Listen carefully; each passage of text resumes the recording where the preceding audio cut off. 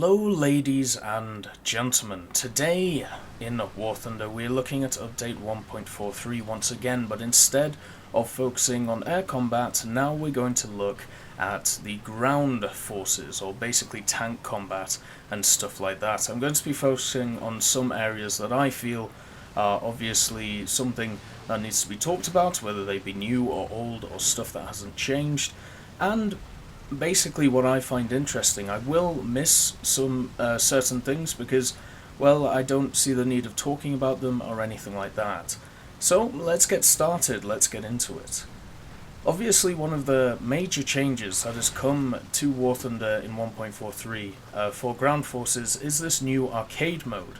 It's basically a revision of the old one, adding in certain things that can help you as you change the battlefield. Basically this whole idea of aircraft being implemented by ways of, in effect, kill streaks.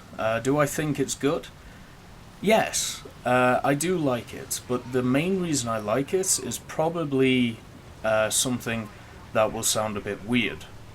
It is obvious that Gaijin want to try and make aircraft and tanks fight side by side.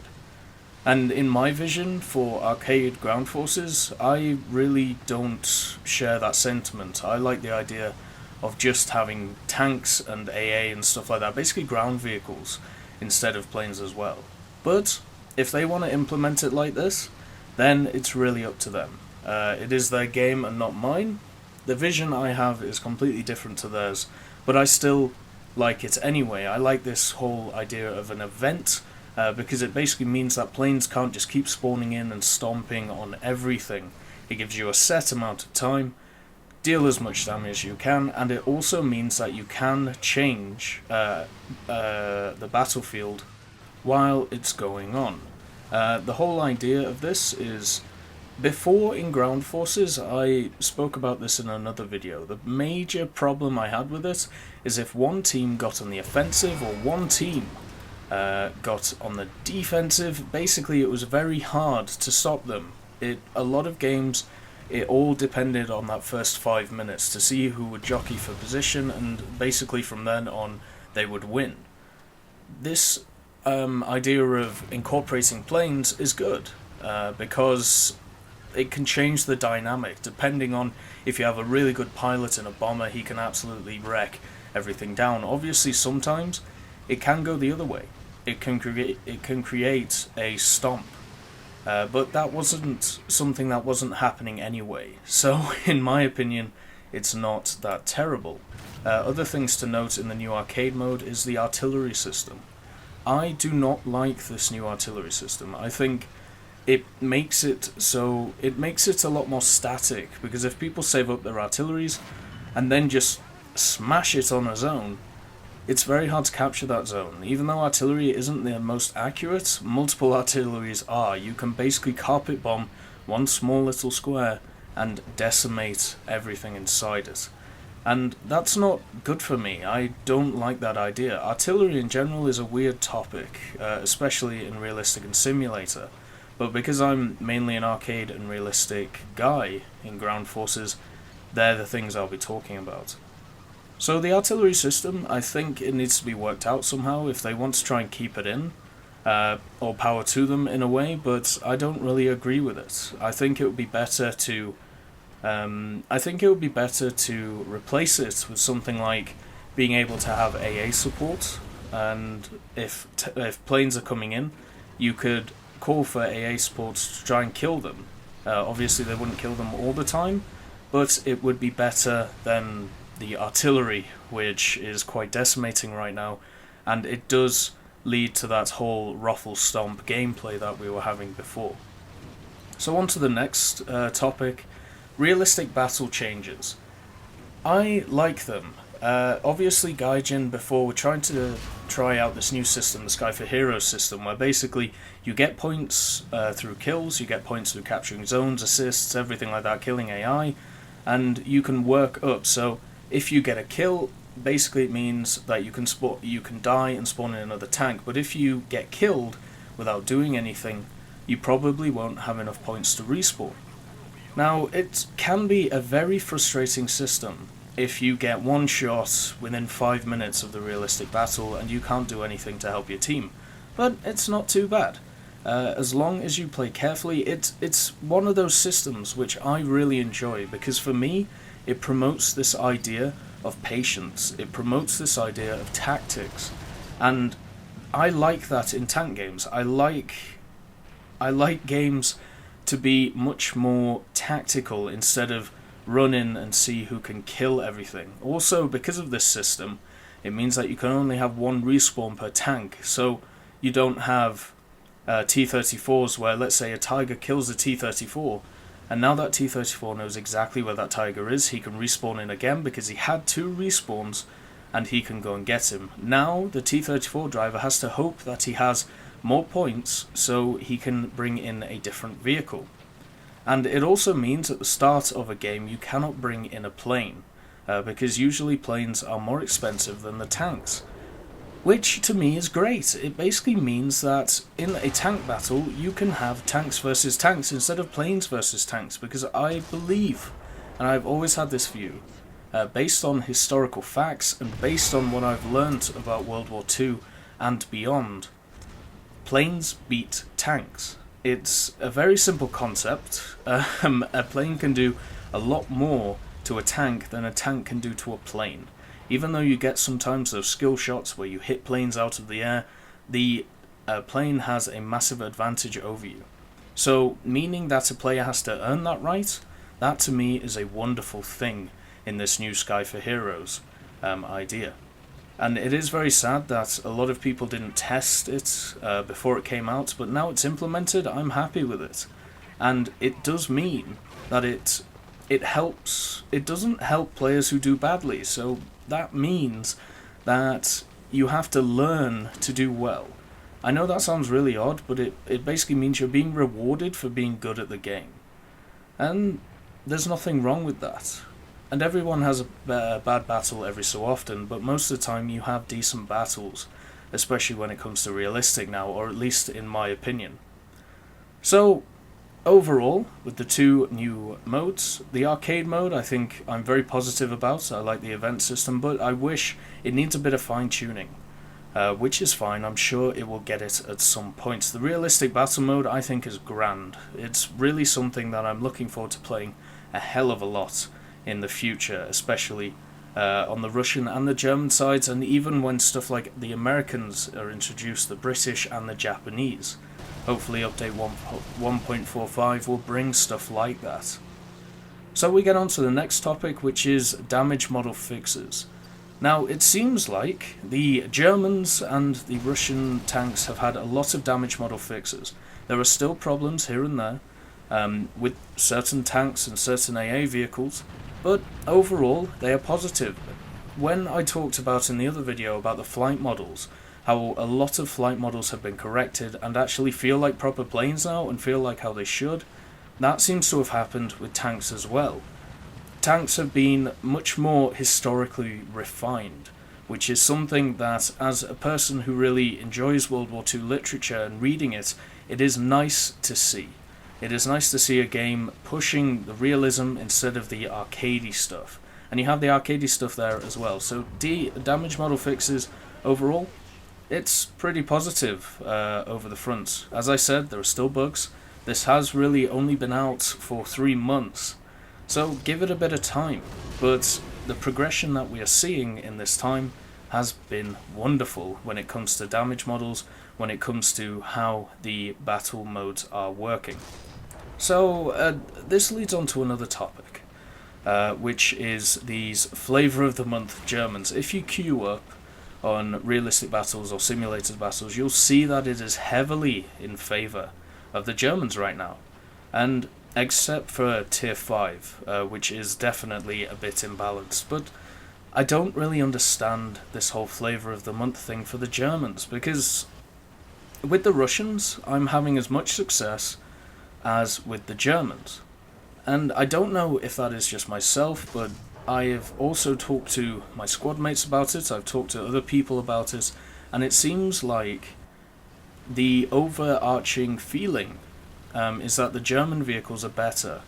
And maybe they are. The new Verbal is a very good AA vehicle, but I don't think there is so much disparity between the two nations that Germany as such is massively in the favour right now. But then again, this could be led on to something that I've talked about before, the whole idea that if you actually created historical matchmaking and put stuff like 1942 T-34s against Tigers, which is kind of happening right now, people will always go for the strongest vehicles. It doesn't matter if people care about history or anything like that, they will always pick the best vehicle for the best tier at the best BR. That is just how people think, and unfortunately right now that is happening. But for me, there is not that much difference between things, so I'd like to see it change, and I'm guessing it will when people calm down with the German changes, because obviously a lot of the German tanks got increased penetration, better damage models, some are faster, some are slower, everything like that. And it would be nice to see balance brought back to ground forces, especially in realistic and simulator, and I think that'll happen just with the player base in general, because it's not as if Russian tanks are worse now, it's just that the German tanks have been brought up to their historical values. So, we'll see how it goes. So on to the next topic, and this is a big one which I'm so happy about and so optimistic about going forward, and it's the focus on AA vehicles. It gives players more control of the battlefield, which is a wonderful thing. We look at the two new maps that I've reviewed, the Mozdok and Poland, the two new ground forces maps, and you know what we see? Less AA around them. And hopefully that is a pattern which will help in the old maps, Ash River, Korsun, Kursk, things like this, because it is nice to see Gaijin going right. We know there's too much AA around, so we're going to put the emphasis on you. You want to drive those vehicles? You want to do stuff like that? You go and do it. It is up to you. And that is absolutely awesome. In a multiplayer game, you want the onus on you. You do not want it on the game mechanics or anything like that. The idea is you as an individual performer should do well. You as an individual performer should basically be in charge of your own destiny in the game, and that's how I kind of see it. And with these new AA vehicles and with this emphasis on the player, I'm so happy about it, because that is what is kind of happening. Now we look at another topic which is quite interesting, which I'll just get up here, and it's basically the changes to the existing maps. Obviously Carpathians, Karelia, Kuban, Kursk and Ash River have all been changed, which are the maps which were in the game before, so that's excluding Mozdok and Poland. So Carpathians, it has the fixed balance on capture points. They have been moved. I'm not sure if this is a positive change yet. I have had a few games on Carpathians, and it seems like the German side, especially in realistic, just camped their base. So yeah, we'll see how that goes going forward. But the thing is, it is nice to see that you can't just shoot across the map as you spawn, which was a big criticism I had of the map when I reviewed it. And now that seems to be gone. Karelia has become a lot more open, and a lot of the textures which looked a bit off have been changed, which is nice as a visual thing. Karelia in itself was one of those odd maps that I didn't really get on with, because I always felt, why would tanks battle here? There is no reason for tanks to battle here at all. It seems like somewhere where tank combat would not do well in the grand scheme of things. So it's nice to see they're making it more tank friendly. But I still think the map in itself, it has a lot of issues when it comes to spawn camping, when it comes to things like that. With this map, I feel like you have to elongate it a bit and basically make sure the spawn points aren't so close together, because right now that's the major problem I see. But it is nice to see improvements, and going forward it is a nice thing to see. So we look at Kuban next. Kuban has become more, well, basically by Gaijin's thoughts, the location became bigger and more open. What they basically mean is they made it a little bit flatter, and they push the spawn points out a little bit, so it's very hard, or at least harder, to spawn camp. The landscape has been flattened, so it is easier to cover the capture points from one area of the map to the other. So from the north side, it is much easier to get to the south than be stuck in the north. That was a big problem I had with this map. Basically, if you spawned in the north, you were fighting in the north. It was very hard to push down to the south, and vice versa with the south as well. So overall, it's some good positive changes. They basically flattened it again. This is the second time they've flattened it. Just remember, tanks do not really fight around hills, or did not fight on hills. That is not their preferred environment to fight around. But it is good that they have made it more tank friendly once again. It's something that I see a lot. The idea that tanks did not fight in mountains, they did not fight around these areas. So it is nice to get maps which are a bit flatter, which means that you can use your tank to its full advantages. And then Kursk. Kursk has basically stayed the same in my opinion. There's not much I've seen new of it. There are a few less trees maybe, but there's one massive problem I have with Kursk, so we'll probably get into that first. There is a capture point on Kursk, which is on the east side of the map. It may be A or C, but it's basically away from the main tank battle, and it is down a huge hill. And if you capture that point, it is very, very hard to take that point, because all you need is maybe one tank destroyer overlooking it, and you can stop anything that is coming your way. Now that is a personal problem that I have, so I don't... If other people don't agree with it, then that's completely fine, you know? I understand that a lot of these things are very objective, and my opinion. So, if you like it, then you like it. There's nothing wrong with that. Other things that have been added are stuff for realistic, basically. Like, the airfields were moved closer, so it makes it easier to reload, rearm, and get back in there. Added targets for bombers, so you actually have an effect on the battlefield instead of scurrying around the map trying to find tanks to blow up, and things like that. So overall, it is once again a good change to this map. The only problem I have is an existing problem. It was there before, and I believe it needs to be changed, but we'll see in the future if it is. Ash River was also changed, but only in a minor way. Cargo rail cars were added to the north capture point. This includes and gives you basically more cover, and it is actually destructible. So that's something to take into account. Just because you see those things, you can ram them, you can get through them, you can hit them. It's another thing to show that destructible environment is getting into the game. As if you watch my Poland video, you'd see the same. They are bringing in the big guns with this destructible environment stuff, which I'm very, very happy about. And it does make sense in the map, because there is a railway there. There is all this stuff there, and they're basically building upon it. And that's what I want to see. What I see with these maps is that these are the base models, and that they're going to build onto them. And I really hope they do that, and it seems that is the vision right now. So, all power to them. The existing maps have got a lot of changes, and mostly they are positive. They are actually turning into tank maps now, instead of mountains where you can fight sometimes with tanks. So let's get on to the next point, the performance upgrade for ground forces. This is very much a personal thing, because on my old PC that I used to use, running ground forces was a bit tricky.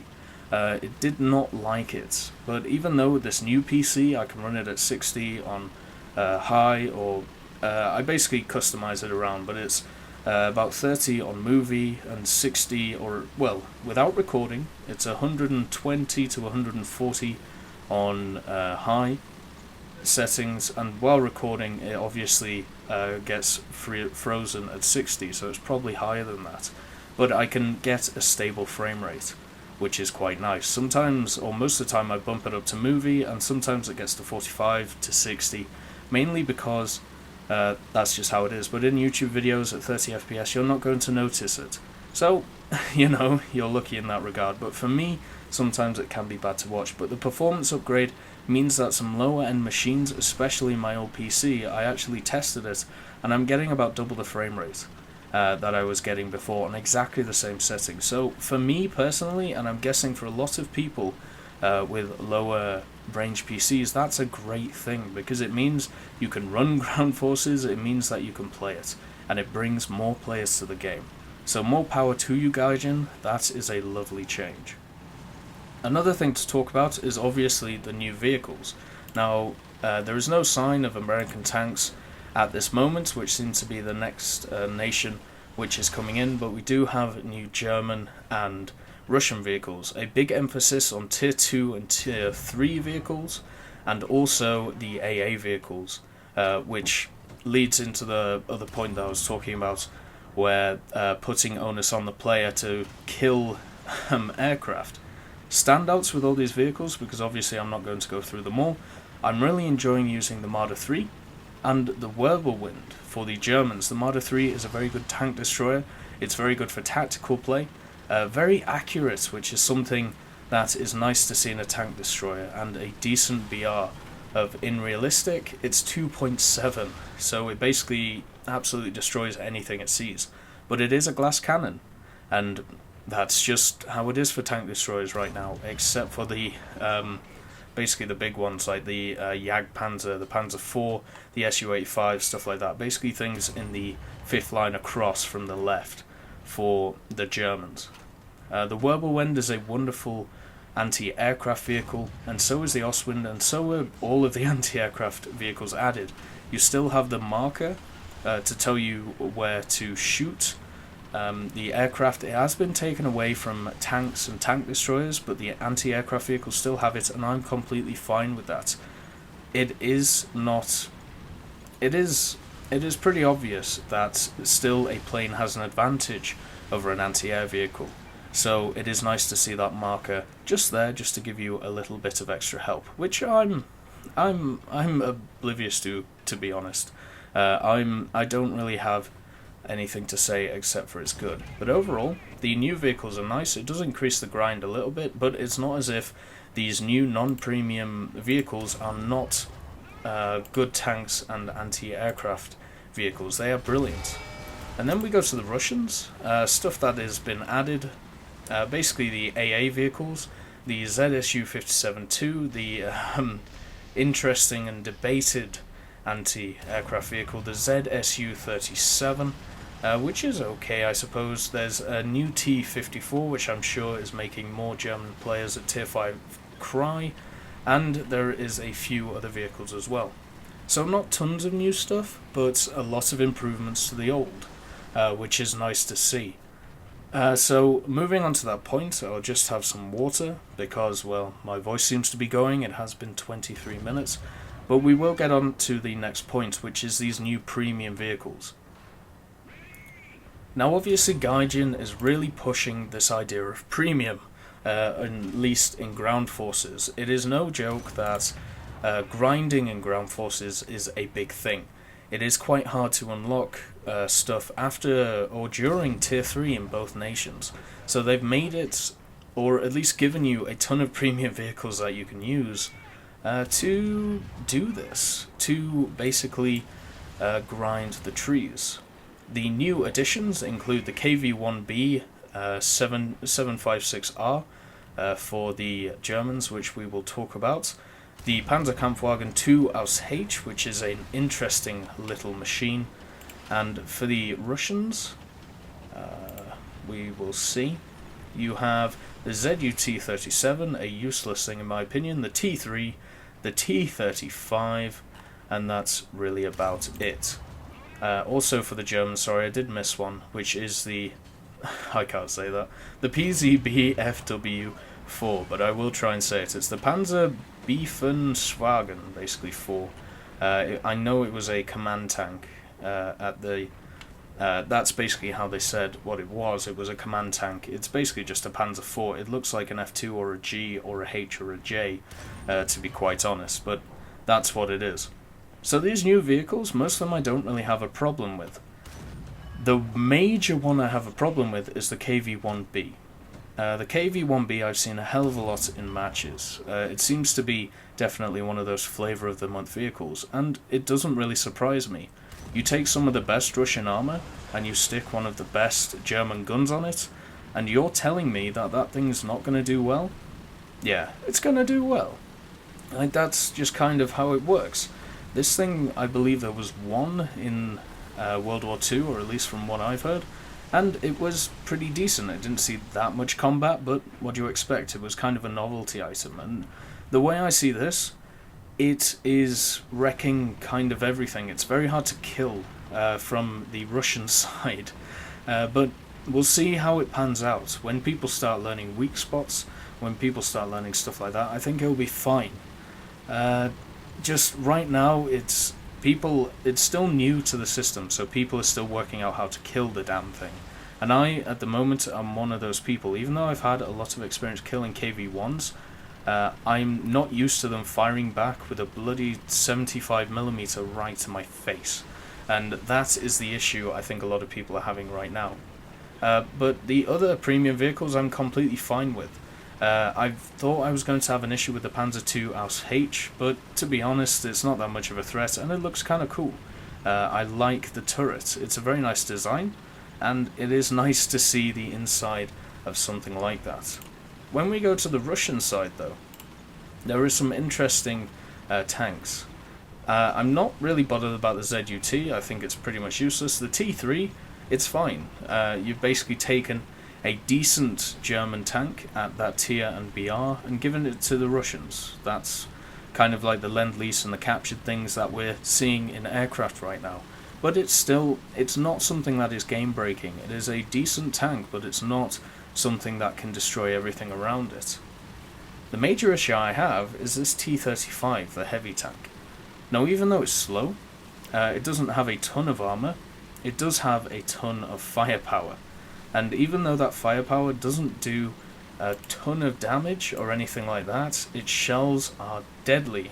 I mean, you're looking at stuff like armor-piercing high explosive with ballistic caps. You're looking at high explosive shells.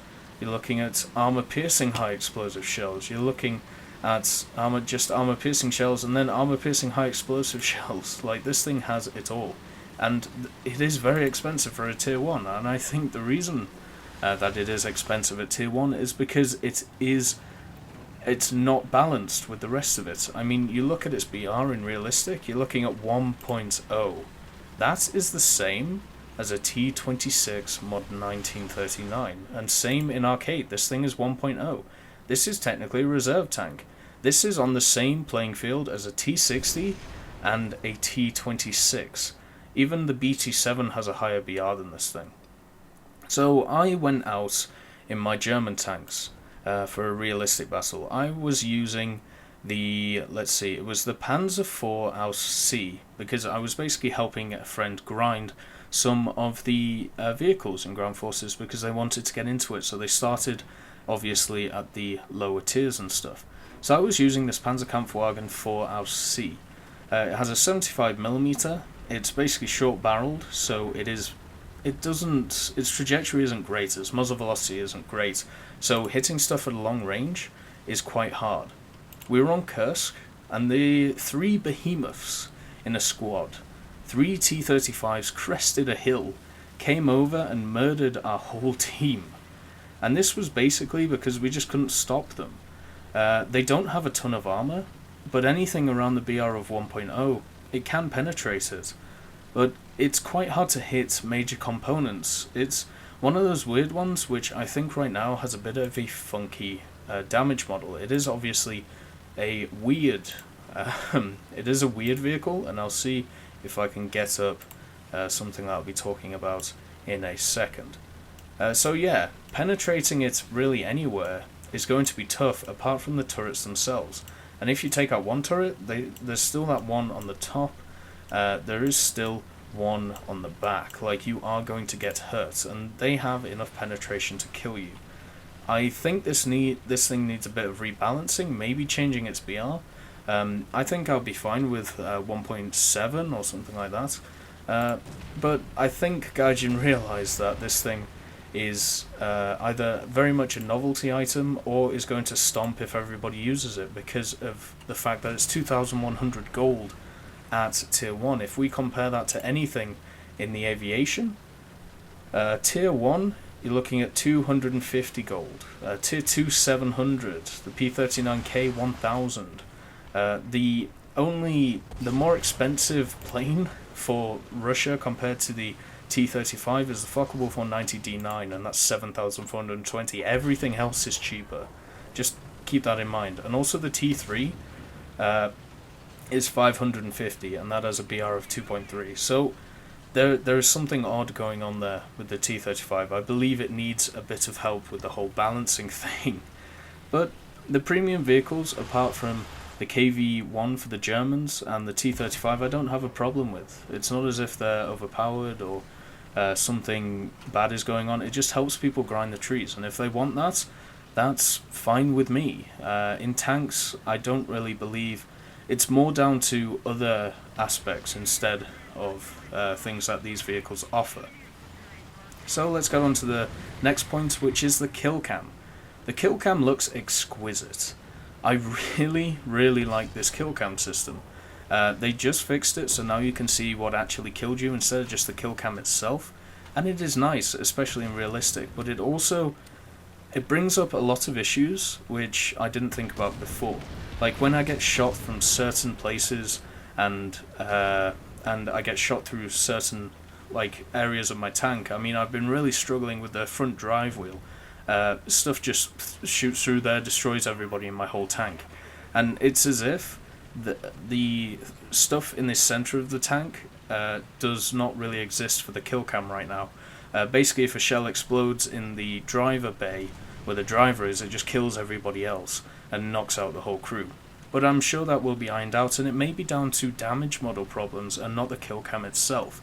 But as a feature, it isn't necessary, but it is damn cool, and that is something that, entices you to play free-to-play games. I can see the kill cam basically being in adverts and stuff like that when trying to talk about ground forces. So that's a nice little nifty little change, which is good for the game. It is nice to see where you've been shot, and then maybe if you get shot through there, you angle your armor differently. It's a whole experience thing, which adds to the game. So we'll get on to the next thing, which is this tank armor and module inspector. Now this thing I've had a hell of a lot of fun with, and also as a player who really cares about how, you get this idea of how the hell did he shoot me through there? How did that happen? And then I can go back into this tank inspector and go, oh, that's why, because from that angle, from here, this is my effective thickness. Even though I have 120mm of armor, if he shoots me in this flat part here, it's only 122, it doesn't turn into 180 or whatever. So for me, that's a really nice addition, and the fact that it's on all vehicles at the moment is a wonderful thing. I don't think it will be spread out to planes, even though it would be nice to see how they do that with the armor and stuff like that. But for tanks, I really like it. It basically means that you can learn more about your tank. You can learn about its weaknesses, its strength, what to angle, what to keep away from the enemy, what to show them, and it also shows basically how you can attack enemy tanks in a way. And it's not as if you can't do it for most tanks. I mean, the only tanks you can't do it for... Wait, can you even do it for these? Yes, you can do it on all tanks, because you can just go into the preview screen. So let's say you haven't unlocked a tank which you've just come up against. You can go into the preview screen, you can open it up, you can click that little box in the area, and it shows you the tank with all of the armor plating and everything like that. So you can work out stuff even from tanks that you don't know. So that is a lovely little addition. Another thing is obviously the module inspector, and the only thing that this has taught me so far is that German transmissions, why the hell would you put them there? But I suppose that's where they were.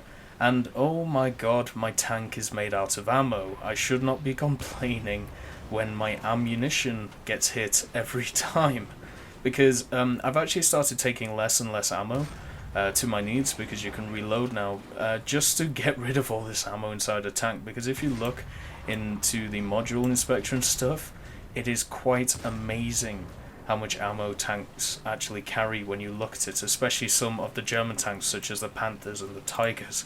So that is something I've learned from it, and that is what these are for.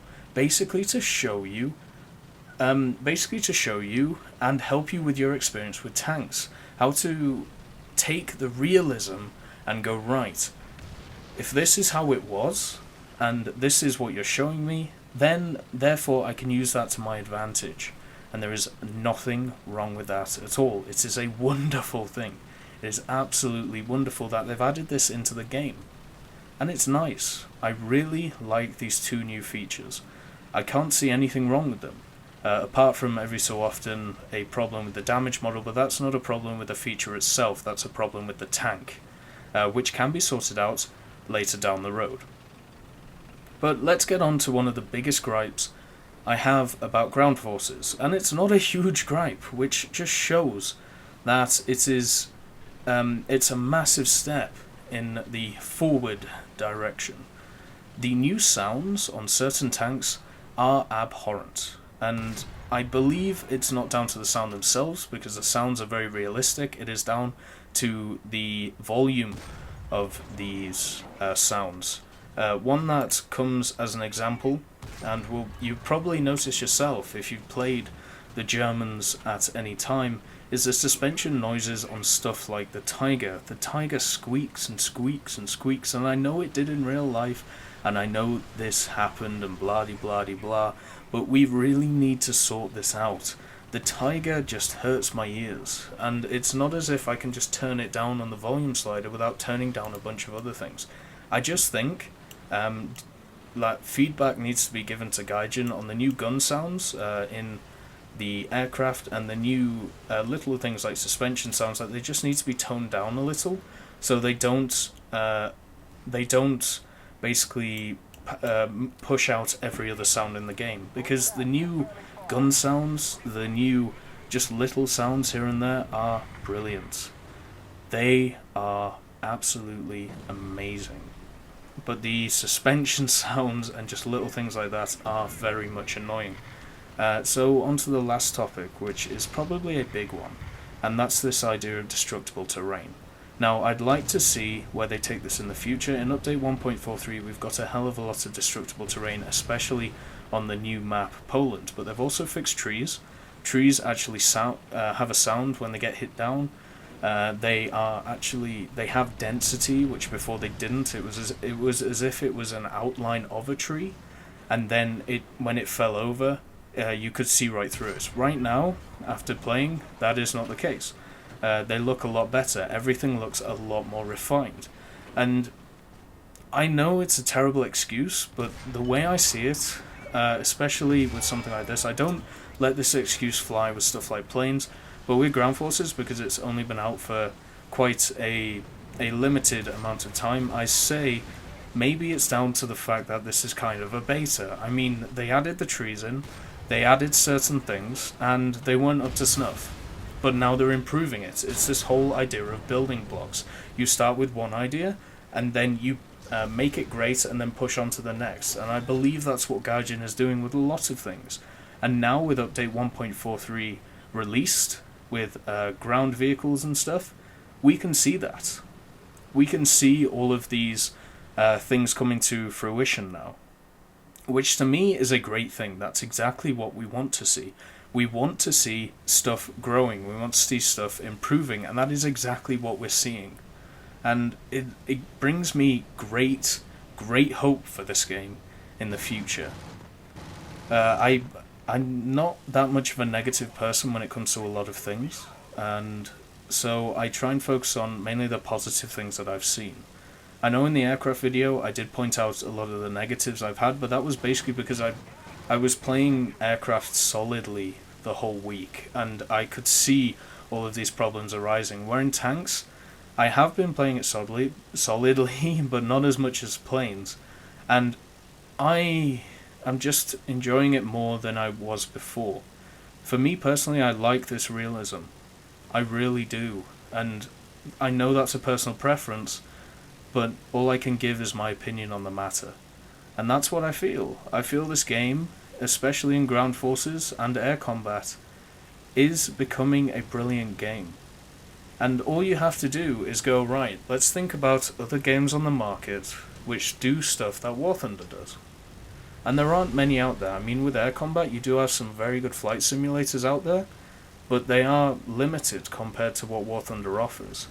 And in ground forces, I'd say there isn't really anything that is, there isn't anything that really rivals it. I mean, you may talk about World of Tanks, but for me, there's a reason why I left World of Tanks, and that was because of the realism factor. And it just wasn't there in World of Tanks. And after watching previews and after watching YouTube channels, it's still not there. So for me, for somebody looking for a realistic World War II experience, War Thunder is growing into the game, which will give that to you. And right now, it gives a great experience already. But just think about it in a few months.